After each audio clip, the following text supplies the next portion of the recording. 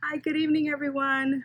My name is Adriana. For those of you who I haven't had the pleasure of meeting yet, I did search 146 back in December 2009, and today I wanted to share with you some quick mental health tips that might help you to just manage how you're feeling during this pandemic situation.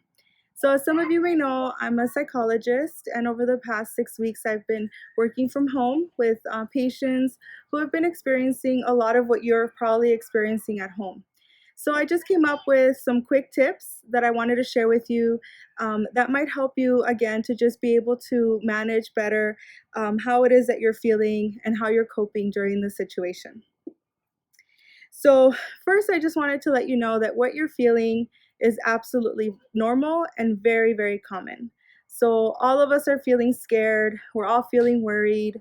Some of us are separated from our loved ones, some of us have lost our jobs, maybe even lost family members. So, what you're feeling is completely normal.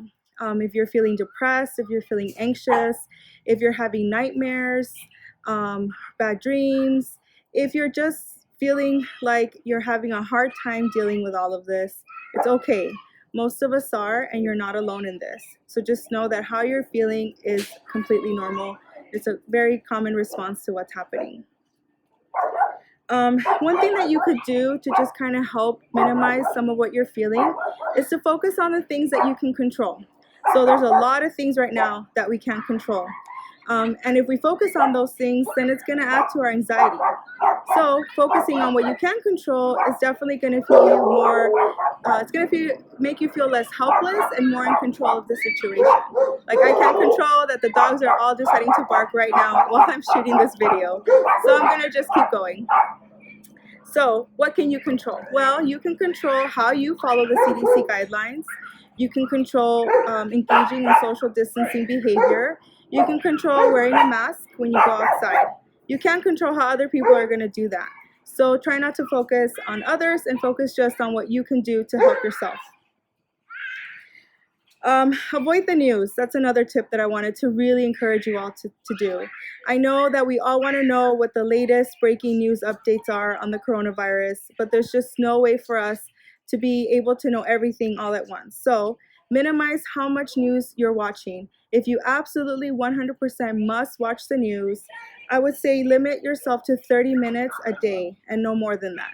Also, try not to watch the news late at night because that could potentially affect how you sleep. So a lot of people are reporting insomnia during this time, either difficulty falling asleep, difficulty staying asleep, and definitely watching the news late into the evening or all day long is only going to add to that anxiety and that insomnia that you may be experiencing already.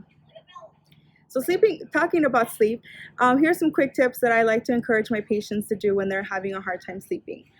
Sleeping in a dark room, sleeping in a room that's nice and cool and not too warm, and making sure that they don't watch TV or be on their cell phones for at least 1 hour before going to bed. The television and the cell phone will mimic the natural daylight or the natural light that the sun gives off. So it's going to trick your brain into thinking that it's daytime, and it's going to make it harder for you to fall asleep. Be present. So I always tell my patients, if you live in the past, that's where depression grows. If you live in the future, that's where anxiety grows. So it's always important then to be in the present. In the present is where we can be in a state of gratitude. We can focus on all of the blessings that God has given us during this time, and definitely try not to focus on the things that maybe we're missing out on. Being in a state of gratitude will absolutely help you adapt to the situation that is going on, and it's something that I really think has helped most of my patients to decrease their stress and anxiety, so I hope it helps you too. You know, none of us were prepared for this. None of us knew that this was coming, and for a lot of us, it's taking a lot of adjusting to adjust to all of the situation. So some days we're going to get it right, and some days we're going to get it wrong. What's important is that on the days that you get it wrong, that you don't be too hard on yourself about it, that you don't wallow in it, and that instead you focus on the things that you got it right and the things that you're doing. Some things will work on some days, and those very same things might not work the very next day. So every day that you experience a success, whether it's getting out of bed, taking a shower, going into work. Make sure that you celebrate all those successes. So, finally, one last very important coping strategy that I want to share with you is to make sure that you make time for God. Remember, we learned that the role of Jesus in our lives is going to help us through any storm. So, some things that you definitely should be taking advantage of right now are those tools that we've been given. That rosary that I'm sure every one of you has at home. The scripture. I know that we all at least have one Bible that we've gotten at Search, if not more than one. So make sure that you're taking time to reflect with God and to ask Him to continue to give you the strength that you're going to need to get through the situation, whether you're alone or with you're with your loved ones. So make sure you take time during your day to talk to Jesus and to spend time reflecting on all the blessings that God gives you each and every day. So finally, where do we go from here? That's a big question that we're all asking ourselves. Attached to my video, there's going to be a list of resources available to you that might be able to help you, at least on the mental health perspective. Some of you have maybe been considering going to therapy, and this would be the most perfect time for you to do so. I know a lot of clinicians are seeing clients from home, and so they're making themselves more available in that way. I personally am working longer hours than I've ever worked before, and more days out of the week because I'm working from home, and so I'm able to do that. So I know that a lot of other psychologists and therapists are doing the same. So if you've been thinking about maybe seeking therapy, I think now would be the best time to do so, and I really encourage you to do it.